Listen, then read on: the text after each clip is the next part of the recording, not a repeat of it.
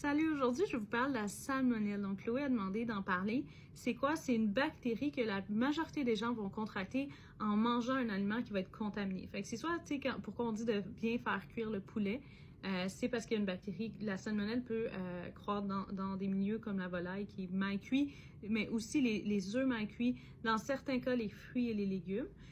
Fait que quoi faire pour le prévenir? Bien, ça va être de bien nettoyer les aliments avant de les manger comme les fruits, mais de bien faire cuire votre poulet par exemple. Fait que tout le monde, ça c'est connu, on le sait, mais c'est à cause de la salmonelle.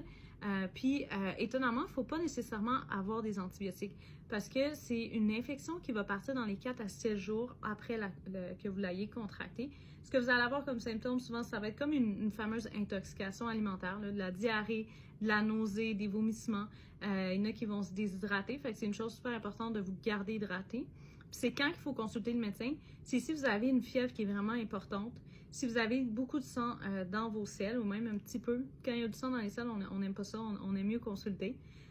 Puis si jamais c'est des bébés ou des personnes âgées, des gens immunosupprimés, c'est là qu'on veut donner tout de suite des antibiotiques pour prévenir que ça s'aggrave. Donc voilà pour la salmonelle, c'est pas plus compliqué que ça. Si vous avez plus de questions, n'hésitez pas, ça va me faire plaisir de répondre. Bonne soirée.